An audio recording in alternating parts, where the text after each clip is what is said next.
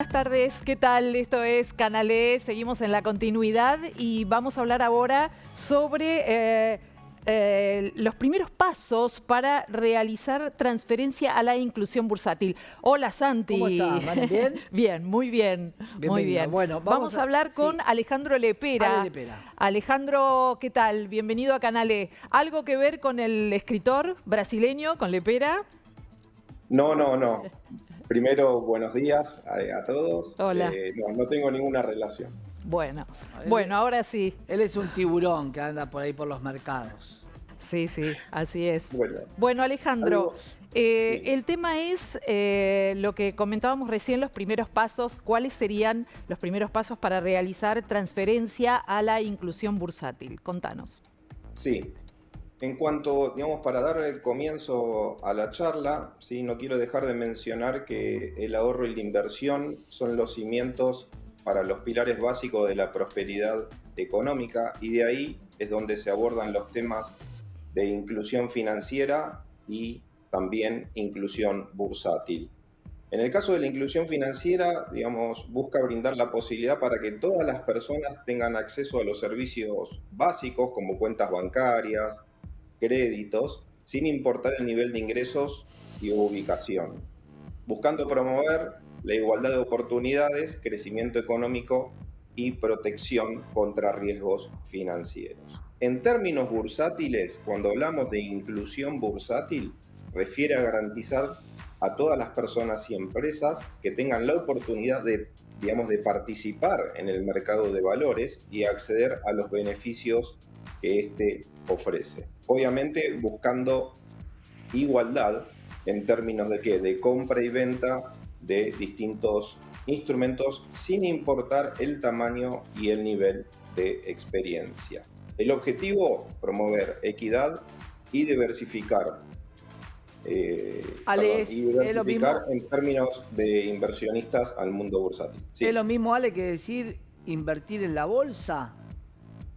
Exactamente, la inclusión bursátil tiene que ver justamente con eso y algo más amplio, Santi, porque cuando hablamos de inclusión bursátil, lo que tenemos que tener en cuenta o definir los pasos para invertir están relacionados al método de ahorro, al capital que uno va a invertir, a la diversificación, y quiero hacer un punto importante sobre este tema de la diversificación. Quien lo enfatiza es Benjamin Graham. Hay un libro muy bueno que se llama El inversor inteligente. Para quienes no saben quién es Benjamin Graham, nació en Londres, en el Reino Unido, en 1894, y el discípulo de Benjamin Graham, lo conocerán, es uno de los multimillonarios mundiales, se llama Warren Buffett, y en honor a Benjamin Graham, el segundo nombre de uno de los hijos de Warren Buffett se llama así, se llama Graham. Así que hay que tenerlo presente y me parece que es muy bueno leer ese libro. Otro de los temas que hay que tener en cuenta son los riesgos, los plazos de inversión, las lecturas de mercado, sea mercado local, sea mercado internacional, y también saber diferenciar, esto se confunde mucho, Santi, saber diferenciar entre lo que es el trading y la inversión. Vieron que hoy está mucho de moda con el tema de las criptomonedas o los movimientos muy fuertes del mercado. En la Argentina tuvimos un movimiento muy fuerte en términos de renta variable, de acciones en el corto plazo en este mes. Hubo acciones que subieron porcentuales muy altos, y creo yo que la gran diferencia a la hora de abordar, ¿sí?, nuestros ahorros en términos de inversión está ligada al plazo de inversión. Esto no hay que confundirlo, porque si yo quiero hacer un fondo de retiro, no voy a invertir en una acción Claro. que me puede convertir positivo o negativo a una semana. Hay instrumentos adecuados para que yo esté tranquilo, ¿sí?, a partir del perfil de inversor que yo tenga. En este caso voy a tener un perfil conservador, con baja volatilidad y en una renta que a mí me ofrezca seguridad a la hora de poder ir cobrando esos cupones o esa renta a futuro. Ale, te voy a poner un rubro en contra. ¿El trader Sí. no es inversor? El trader es un inversor de corto plazo. De ¿sí? micro, corto plazo. También hay instrumentos en donde se puede invertir, como los futuros financieros, que son derivados, opciones financieras, que se operan en el día. Se abre una posición, por ejemplo, Claro. a la mañana, en la apertura de la bolsa, y que es a las 11 horas, 10:30 para los futuros, y pueden, digamos, generar, obviamente, pérdidas, siempre hablo de las pérdidas y los riesgos yo, o ganancias a partir del movimiento de mercado. Eso, si algún día te parece, estaría bueno, digamos, que lo abordemos para que también ampliemos un poco en términos bursátiles, que hay instrumentos, digamos, que son más sofisticados. Alejandro, ¿y cuáles serían, por ejemplo, los instrumentos para empezar a invertir en forma fácil? Bien, primero hay que considerar cuáles son los objetivos de inversión que uno tiene que considerar a la hora de invertir. Primero, el rendimiento esperado. Si uno va a invertir en pesos, va a tener que tener definido cuánto es el rendimiento esperado en pesos, que no es lo mismo al rendimiento que uno puede llegar a tener en dólares. Un poco en términos de métricas porcentuales anuales, podemos decir que una tasa, ¿sí?, de inversión en pesos tiene que dar tasa positiva respecto de la inflación. Nosotros tuvimos una inflación de 7,8 en mayo. Bueno, la intención para medirlo mensual y hacerlo fácil tiene que superar a ese 7,8, ¿sí? En pesos. Ahora, si yo voy a invertir en dólares, tengo que considerar cuánto es la devaluación que hay en la moneda, ¿sí?, en este caso en Estados Unidos, respecto de su moneda local, que sería el dólar. Bueno, si nosotros ponemos un parámetro de 4, 5 o 5% anual, las inversiones tienen que, para que me dé tasa positiva, tienen que estar por encima, ¿sí?, de ese porcentual anual. Así que eso es lo primero que hay que definir. Lo segundo es el riesgo que uno está dispuesto a asumir. ¿Por qué? Porque si uno quiere, digamos, convertir más esa cartera, ¿sí?, o quiere obtener una mayor rentabilidad, van a aumentar los beneficios, pero también van a aumentar los riesgos. Y como dije antes, también el horizonte de inversión es muy importante para cuando uno hace una inversión, estar tranquilo que no tiene que entrar todos los días a la cartera para ver si subió, bajó, o estar intranquilo o no dormir porque está invirtiendo en un instrumento que de un día para otro le puede convertir negativo o puede tener mucha volatilidad. Así es como se define dentro del mercado. Así que para empezar a invertir, yo traje un instrumento, digamos que, imaginemos, les gusta el deporte, les gusta el fútbol, ¿sí? A Santi le gusta, creo que, Sí, claro. el Sí. fútbol, pero para orientarlo un poco ahí, los fondos comunes de inversión, para poder simplificarlo, cuando nosotros vamos a invertir en un instrumento, por ejemplo en una acción, somos jugadores. Ahora, cuando nosotros vamos a invertir en un fondo común de inversión, vamos a tener un director técnico. ¿Qué quiere decir? Que va a elegir los jugadores que van a participar dentro de ese fondo. Correcto. Vamos a trasladarlo. Por ejemplo, en un fondo común de inversión, ahí se denomina una sociedad gerente, que es la que administra, que es quien elige quiénes van a ser los jugadores que van a participar para ganar ese partido en lo posible, no para perderlo. Pero la intención justamente es ganar ese partido a través de qué, bueno, a través de ese director técnico. Entonces nosotros vamos a elegir, en este caso, un fondo común de inversión en donde vamos a tener, digamos, para hacer una trazabilidad, vamos a tener distintos directores técnicos. Como que, Alejandro, como que en el fondo de inversión uno es una es parte de un equipo, como la analogía que vos estás haciendo. En cambio, con las acciones es un movimiento más individual, ¿a eso te referís? Exactamente.